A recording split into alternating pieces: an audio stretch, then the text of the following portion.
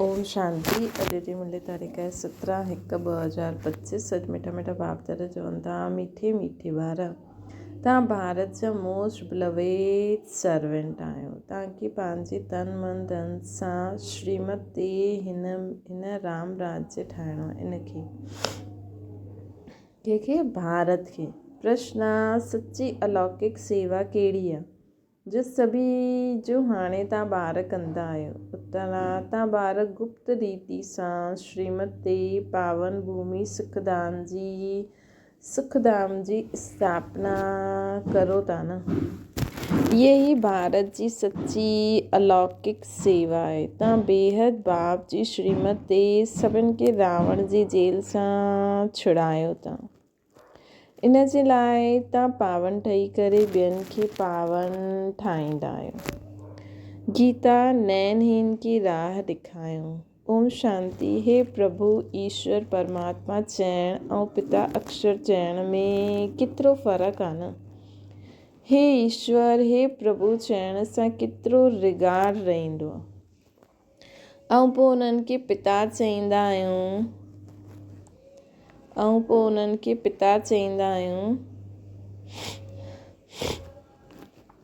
त पिता अक्षर ॾाढो साधारण थी वियो। पितायूं त ढेर जा ढेर आहिनि। प्रार्थना में बि चईंदा आहिनि न, हे प्रभु, हे ईश्वर। बाबा छो न चईंदा आहियूं? आहे त परम पिता न, परंतु बाबा अक्षर जीअं दॿी वेंदो आहे, परम पिता अक्षर ऊचो थी वेंदो आहे। सॾु कंदा आहियूं, हे प्रभु नैनहीन खे राह ॾेखारियो। आत्मा चईंदी आहे, बाबा असांखे मुक्ति, जीवन मुक्ति जी राह ॿुधायो। प्रभु अक्षर केतिरो वॾो आहे, पिता अक्षर हल्को आहे। हिते तव्हां ॼाणंदा आहियो, बाप अची करे सम्झाईंदा आहिनि। लौकिक रीति सां त पितायूं ॾाढा आहिनि, सॾु बि कंदा आहिनि, तव्हां माता पिता असां बालक तुंहिंजा। केतिरो साधारण अक्षर आहे। ईश्वर व प्रभु चइण सां सम्झंदा आहिनि, उहा छा न करे सघंदो। हाणे तव्हां ॿार ॼाणंदा आहियो, बाबा आयल आहिनि। बाबा रास्तो ॾाढो सहज ॿुधाईंदा आहिनि। बाप चईंदा आहिनि, मुंहिंजा ॿार तव्हां रावण जी मथे कामचिता ते चढ़ी भस्मीभूत थी विया हुयो। हाणे मां तव्हांखे पावन ठाहे करे वापसि घर वठी वञण लाइ आयो आहियां। बाप खे सॾु बि हिन करे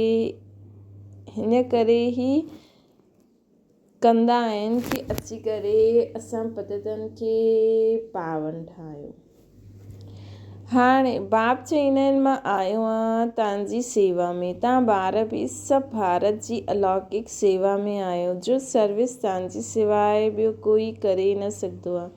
तव्हां भारत जे लाइ ई कंदा आहियो न। श्रीमत ते पवित्र ठही भारत खे पवित्र ठाहींदा आहियो।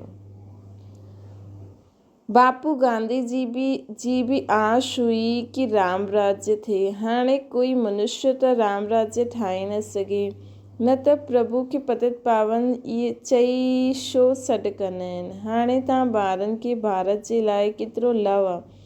सच्ची सेवा त तव्हां कंदा आहियो, ख़ासि भारत जी, आम सॼी दुनिया जी। तव्हां ॼाणंदा आहियो, भारत खे पोइ वरी खां राम राज्य ठाहिणो आहे, जो बापू जी चाहींदा हुया।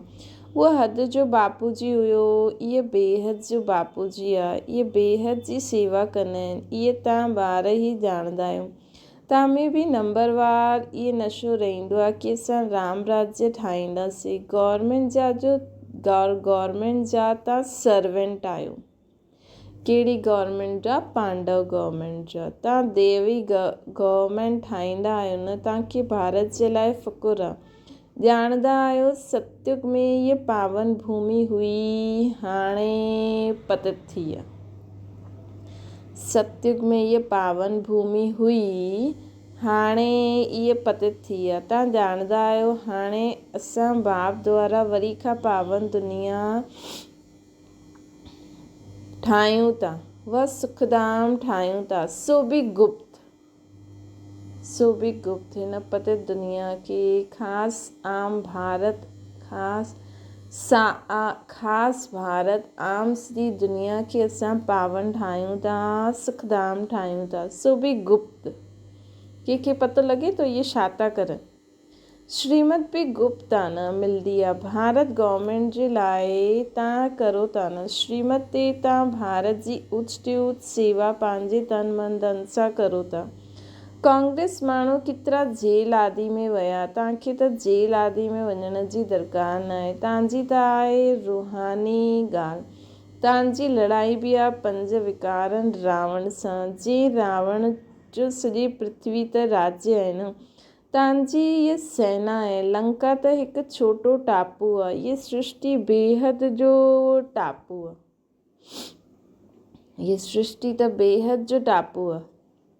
ये बेहद जे बाप जी श्रीमत ते सभिनि खे रावण जी जेल सां छुड़ाईंदा आहियूं। तव्हां बेहद जे बाप जी श्रीमत ते सभिनि खे रावण जी जेल सां छुड़ाईंदा आहियो। त ये सृष्टि बेहद जी टापू आहे ऐं बेहद जी बाप जी श्रीमत ते असां सभिनि खे रावण जी जेल सां छुड़ाईंदा आहियूं।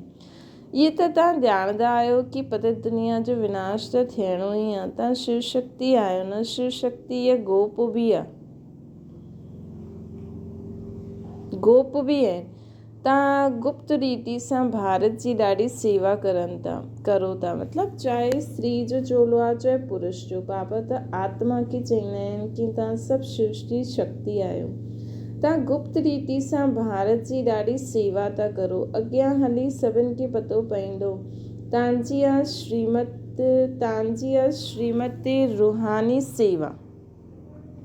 तव्हां गुप्त आहियो, है न। असांजी आहे श्रीमत ते रूहानी सेवा करूं था ऐं असां गुप्त आहियूं। गवर्नमेंट ॼाणंदी ई न आहे कि बीके त भारत खे पंहिंजे तन मन धन सां श्रेष्ठ ते श्रेष्ठ श्रीखंड सचखंड ठाहींदा आहिनि, है न। गवर्नमेंट ॼाणंदी न आहे कि बीके त भारत खे पंहिंजे तन मन धन सां श्रेष्ठ ते श्रेष्ठ सचखंड ठाहींदी आहे। भारत सचखंड हुयो, हाणे कूड़ खंड थी वियो आहे। सच त हिकु ई बाप आहे न, चइबो बि आहे गॉड इज़ ट्रुथ। मतिलबु बाबा जो असांखे सत्य ज्ञान ॾियनि था, जो असां सत्य ज्ञान सां पंहिंजे संकल्प बोल कर्मनि खे तन मन धन जो बि असां कार्य कंदा आहियूं बाबा जी श्रीमत ते कंदा आहियूं। त उहो सच मत ते कंदा आहियूं, इन करे सचखंड थी वेंदो आहे।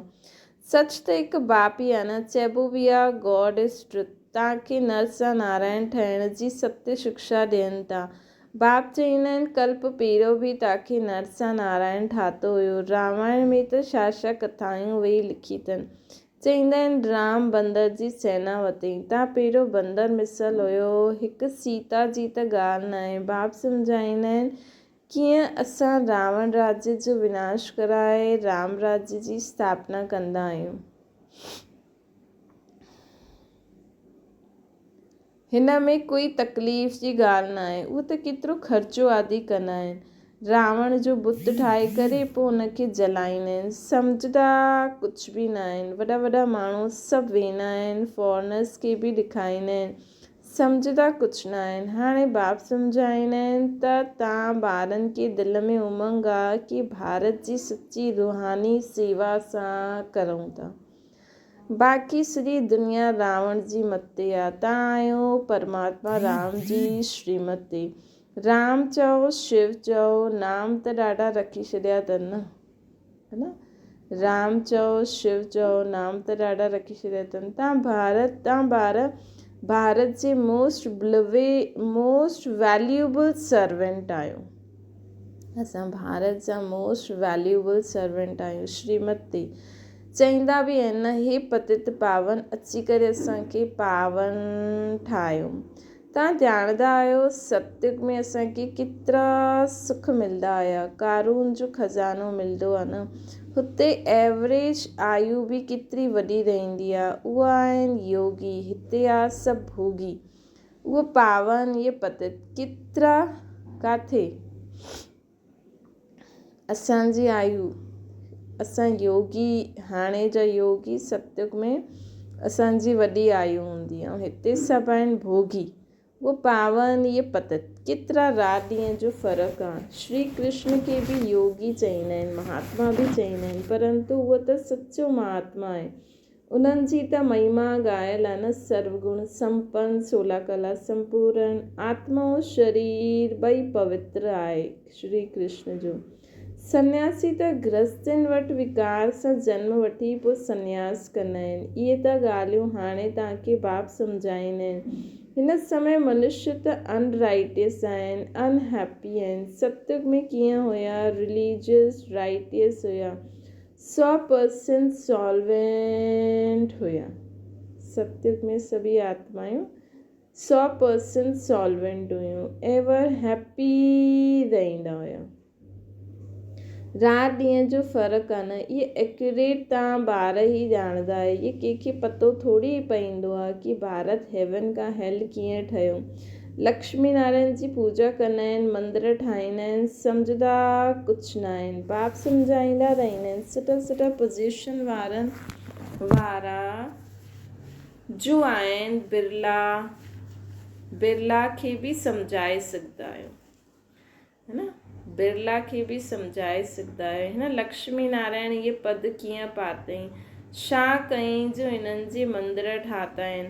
बिगर ऑक्यूपेशन ॼाणे पूजा करणु, इहे बि त पत्थर पूजा थी अथवा गुड़ियनि जी पूजा थी वई। ॿिया धर्म वारा त ॼाणंदा आहिनि क्राइस्ट फलाणे समय ते आयो, पोइ ईंदा। क्रिश्चन माण्हू ॼाणंदा आहिनि हाणे क्राइस्ट बेगर रूप में आहे, पोइ वरी ईंदो। त तव्हां ॿारनि खे केतिरी रूहानी गुप्त फ़कुर हुजिणो खपे। असांखे रूहानी गुप्त फ़कुर हुजिणो खपे। रूह खे ख़ुशी थियणी खपे। अॼुकल्ह देह अभिमानी ठहिया आहियूं। हाणे बाप चईंदा आहिनि अशरीरी ठहो। हाणे बाबा असांखे चईंदा आहिनि ॿार अशरीरी ठहो, न शरीर जे भान सां परे थी वञो, पंहिंजे खे आत्मा सम्झो। असांजी आत्मा बाप सां ॿुधे थी न, ऐं ॿिया सत्संगनि में कॾहिं हीअं न सम्झंदा। इहे रूहानी बाप रूहनि खे वेही सम्झाईंदा आहिनि। रूह ई सभु कुझु ॿुधंदी आहे, है न। अशरीरी ठही पंहिंजे खे आत्मा सम्झो। असांजी आत्मा बाप सां ॿुधे थी। ॿिया सत्संगनि में कॾहिं हीअं न सम्झंदा। इहे रूहानी बाप रूहनि सां वेही ॻाल्हाईंदा आहिनि। रूह ई सभु कुझु ॿुधंदी आहे न। आत्मा चईंदी आहे मां प्राइम मिनिस्टर आहियां, फलानो आहियां। आत्मा हिन शरीर द्वारा चई कि मां प्राइम मिनिस्टर आहियां। हाणे तव्हां चईंदा आहियो असां आत्मायूं पुरुषार्थ करे स्वर्ग जा देवी देवता ठहूं था। अहम आत्मा मम शरीर, देही अभिमानी ठहिण में ही मेहनत लॻंदी आहे न। घड़ी घड़ी पंहिंजे खे आत्मा सम्झी बाप खे यादि कंदा रहो त विक्रम विनाश थींदा वेंदा। तव्हां मोस्ट ओबीडियंट सर्वेंट आहियो। कर्तव्य कंदा आहियो ॾाढो ई गुप्त रीति सां, है न। त नशो बि गुप्त खपे न। असां गवर्नमेंट जा रूहानी सर्वेंट आहियूं, पांडव गवर्नमेंट जा। भारत खे स्वर्ग ठाहींदा आहियूं। बापू जी चाहींदा हुया न नई दुनिया में नयो भारत, नई दिल्ली हुजे। हाणे नई दुनिया त आहे न, इहे पुरानी दिल्ली कब्रिस्तान ठहींदी आहे, पोइ परिस्तान ठहिणो आहे। हाणे इनखे परिस्तान थोरी चईंदासीं। नई दुनिया में परिस्तान, नई दिल्ली तव्हां ठाहियो था न। इहे ॾाढी सम्झण जी ॻाल्हियूं आहिनि। इहे ॻाल्हियूं भुलिजणियूं न खपनि। बाबा चवनि था इहे ॻाल्हियूं भुलिजणियूं न खपनि असांखे। इहे ॾाढी सम्झण जी ॻाल्हियूं आहिनि। इहे ॻाल्हियूं भुलिजणियूं न खपनि। भारत खे पोइ वरी खां सुखधाम ठाहिणु केतिरो ऊचो कार्य आहे न, केतिरो ऊचो कार्य आहे। भारत खे वरी खां सुखधाम ठाहिणु। ड्रामा प्लान अनुसार सृष्टि पुराणी थियणी आहे, दुखधाम थियणो ई आहे। दुख हरता सुख करता हिकु बाप खे ई चइबो आहे। तव्हां ॼाणंदा आहियो बाबा 5000 वर्ष पोइ अची करे दुखी भारत खे सुखी ठाहींदा आहिनि। बाबा हाणे हर 5000 साल में हिकु बार अची करे दुखी भारत खे सुखी ठाहींदा आहिनि। सुख बि ॾींदा आहिनि, शांती बि ॾींदा आहिनि। मनुष्य चईंदा बि आहिनि मन जी शांती कीअं मिले। जॾहिं शांती, हाणे शांती त शांतीधाम स्वीट होम में ई थींदी आहे, हुनखे चइबो आहे शांतीधाम। हुते आवाज़ न, गम न, सूर्य चांद आदि बि न हूंदा आहिनि। हाणे तव्हां ॿारनि खे सॼो ज्ञान आहे, लेकिन हिते असां कर्म क्षेत्र में थोरो समय चाहियूं त पंहिंजे संकल्प खे हिकु संकल्प में टिकी करे हुन शांती जो अनुभव करे सघंदा आहियूं। पोइ वरी कर्म क्षेत्र में अचो। बाबा चईंदा आहिनि बाबा तव्हां ॿारनि खे सॼो ज्ञान, हाणे तव्हां ॿारनि खे सॼो ज्ञान आहे। कंहिं ॾिनो अथई? ज्ञान सागर शिव बाबा टीचर ठही करे। बाप बि अची करे ओबीडियंट सर्वेंट ठहिया आहिनि, लेकिन बाप खे त बिल्कुलु ॼाणंदा ई न आहिनि, है न। बाप खे त बिल्कुलु ॼाणंदा ई न आहिनि दुनिया वारा। सभिनि खे महात्मा चई ॾींदा आहिनि। हाणे महात्मा आत्मा त सवाइ स्वर्ग जे कॾहिं थी न सघंदी आहे। हुते आत्मायूं पवित्र आहिनि। पवित्र हुयूं त पीस प्रॉस्पेरिटी बि हुई। हाणे प्योरिटी न आहे त कुझु बि न आहे। प्योरिटी जो ई मान थींदो आहे न। देवताऊं पवित्र आहिनि तॾहिं त हुननि जे अॻियां मथो टेकंदा आहिनि माण्हू। देवताऊं पवित्र आहिनि तॾहिं त हुन जे अॻियां मथो टेकंदा आहिनि। पवित्र खे पावन, अपवित्र खे पतित चइबो आहे। हीअ सॼे विश्व जो बेहद जो बापू जी आहे। ईअं त मेयर खे बि चईंदासीं सिटी फादर। बाबा चवनि था ॾिसो प्योरिटी जो मान आहे, पवित्रता जो मान आहे। बापू जी बि पवित्र खे पावन चइबो आहे, अपवित्र खे पतित। इहे सॼे विश्व जो बेहद जो बापू जी आहे। ईअं त मेयर खे बि चईंदासीं सिटी फादर। हुते थोरी अहिड़ी ॻाल्हियूं हूंदियूं, हुते त क़ाइदे से राज्य हलंदो आहे। हिते त कंहिंखे बि बापू जी चई छॾंदा आहिनि, छा छा चई छॾंदा आहिनि न। लेकिन बाबा चवनि था हिते त ॾिसो थोरो बि पैसे वारो हुजे, थोरो बि कोई, त हुनजे अॻियां सर झुकाईंदा आहिनि, हा भई इहो वॾो आहे। लेकिन असली क़ाइदे सिर त पवित्रता, पवित्र आत्मा ई महान आत्मा थींदी आहे न। बाबा चईंदा आहिनि सॾु बि कंदा आहिनि, हे पतित पावन अचो। हाणे बाप चईंदा आहिनि पवित्र ठहो, त तव्हां चईंदा इहे कीअं थींदो? पोइ ॿार कीअं पैदा थींदा? सृष्टि कीअं वृद्धि खे पाईंदी? उन्हनि खे पतो न आहे कि लक्ष्मी नारायण संपूर्ण निर्विकारी हुया।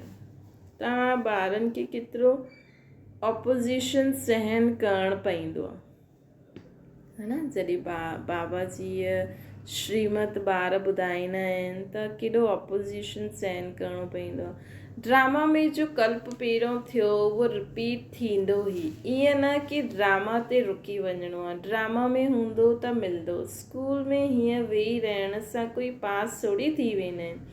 हर हिकु चीज़ जे लाइ मनुष्य जो पुरुषार्थ हलंदो रहंदो आहे। पुरुषार्थ बिगैर त पाणी बि न मिली सघे। सेकेंड बाय सेकेंड जो पुरुषार्थ हलंदो आहे उहो प्रारब्ध जे लाइ। ये बेहद जो पुरुषार्थ करिणो आहे, बेहद जे सुख जे लाइ बेहद जो पुरुषार्थ करिणो आहे। हाणे आहे ब्रह्मा जी राति, सो ब्रह्मणनि जी राति, पोइ ब्रह्मणनि जो ॾींहुं थींदो। शास्त्रनि में बि पढ़ंदा हुया, परंतु सम्झंदा न आहिनि। ईअं बाबा ख़ुदि वेही रामायण भागवत आदि ॿुधाईंदा हुया, पंडित ठही वेंदा हुया। हाणे सम्झंदा आहिनि उहो त भक्ति मार्ग आहे। भक्ति अलॻि, ज्ञान अलॻि। बाप चईंदा आहिनि तव्हां कामचिता ते वेही सभु कारा थी विया आहियो। ब्रह्मा बाबा बि हीअं ॿुधाईंदा हुया, लेकिन उन समय ज्ञान न हुयो न। श्री कृष्ण खे बि श्याम सुंदर चईंदा आहिनि न। पुजारी माण्हू अंध श्रद्धालु आहिनि। केतिरा भूत पूजा आहिनि। शरीर जी पूजा गोया 5 तत्वनि जी पूजा, इनखे चइबो आहे व्यभिचारी पूजा। भक्ति पहिरियों अव्यभिचारी हुई, हिकु शिव जी ई हूंदी हुई। हाणे त ॾिसो छा पूजा, कंहिंजी पूजा थींदी रहंदी आहे। दुनिया में त छा हाल आहे हाणे न, छा कंदा रहंदा आहिनि।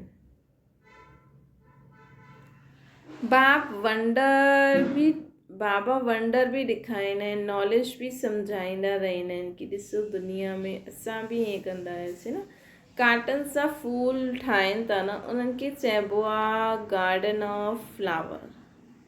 कराची में पहिरें ते हिकु पाठन रहंदो हुयो, उहो बि ध्यान में हली वेंदो हुयो। चईंदो हुयो असां बहिश्त में विया, ख़ुदा असांखे फूल ॾिनई, उन्हनि खे ॾाढो मज़ो ईंदो हुयो। वंडर आहे न, उहे त 7 वंडर्स चईंदा आहिनि। वास्तव में वंडर ऑफ वर्ल्ड आहे स्वर्ग। ये कंहिंखे बि पतो न आहे, है न, कि स्वर्ग वंडर ऑफ वर्ल्ड आहे। तव्हांखे केतिरो फर्स्ट क्लास ज्ञान मिलंदो आहे, तव्हांखे केतिरी ख़ुशी हुजणी खपे, केतिरो हाईएस्ट बाप दादा, ऐं केतिरी सिंपल रहंदा आहिनि।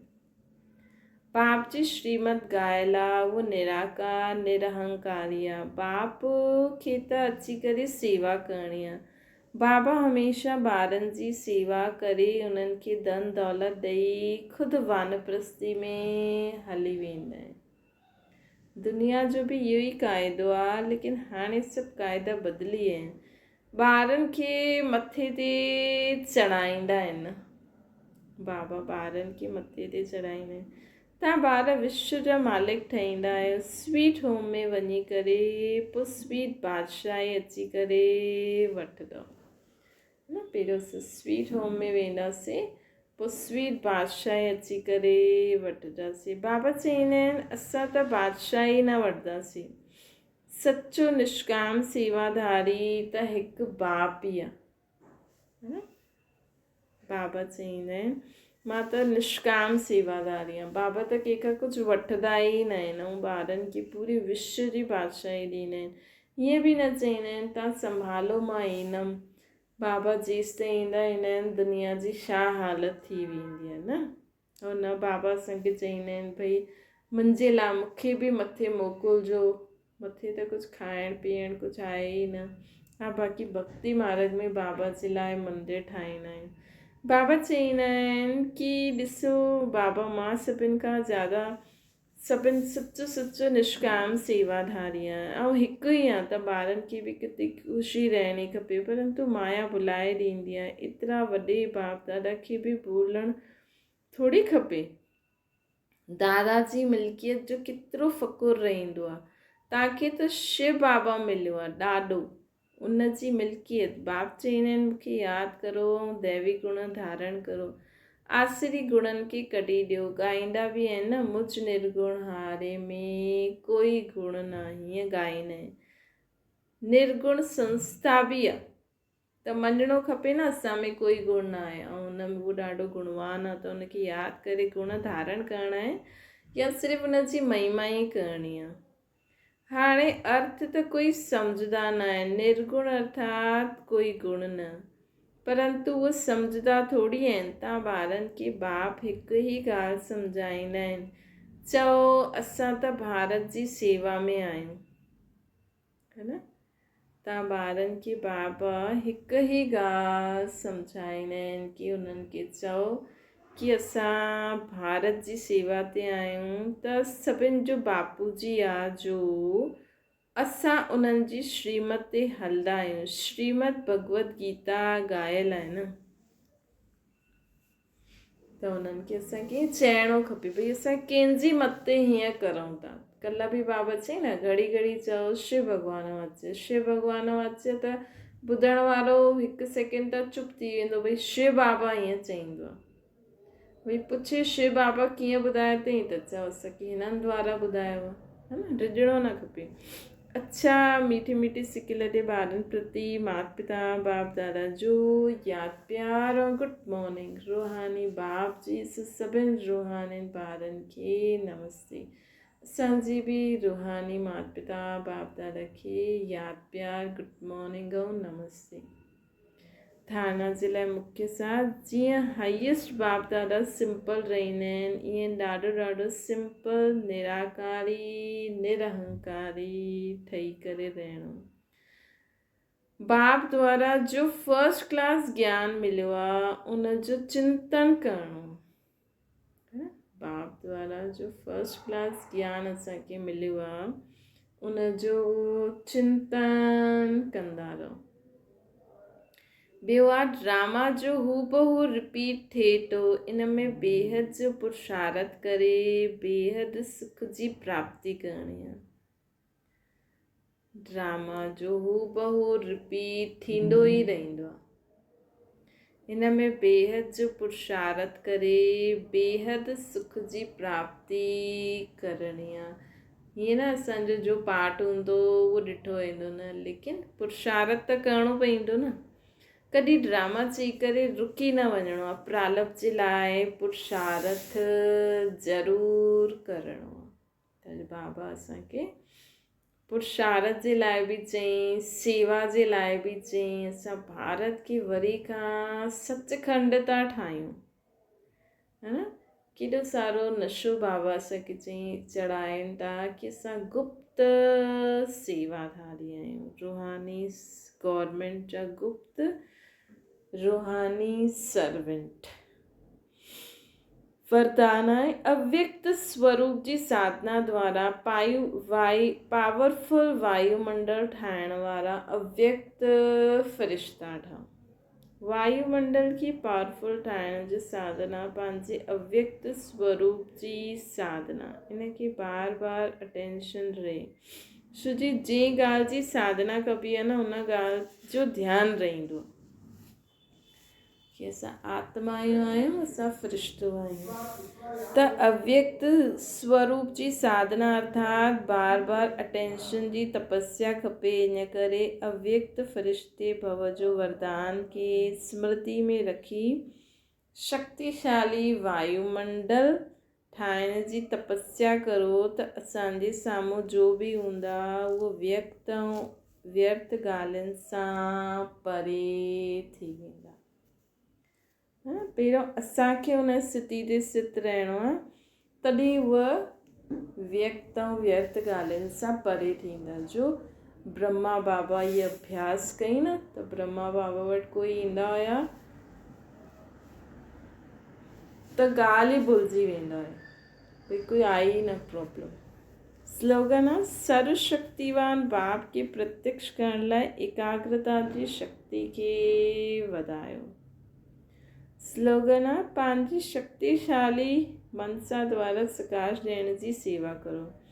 नेक्स्ट मनसा सेवा जो पॉइंट आहे जीअं पंहिंजी स्थूल कार्य जी प्रोग्राम खे दिनचर्या प्रमाण सेट कंदा आहियो, हीअ पंहिंजी मनसा समृद्ध स्थिति जो भी प्रोग्राम सेट करो।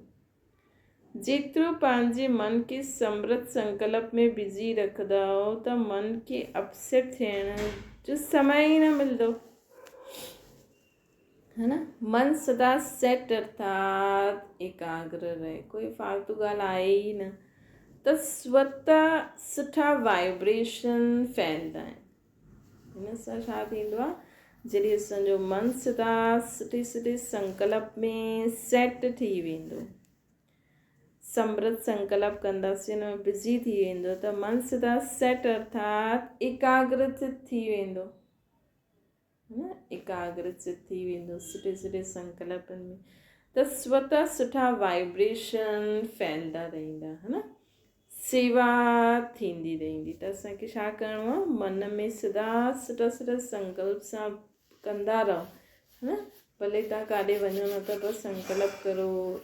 ईअं बि इन ॿारनि खे बि बाबा जो परिचय मिली वञे, इन्हनि जो बि कल्याण थिए, इन्हनि खे बि बाबा जो ज्ञान मिली वञे, इहे बि सुखी थी वञनि, इहे बि शांति थी वञनि। ईअं सुठा संकल्प करण सां न असांजो मन बि बिज़ी रहंदो, सुठा वाइब्रेशन बि फैलंदा वेंदा ऐं सेवा बि थींदी वेंदी। अच्छा, ओम शांति। बाबा खे यादि करो।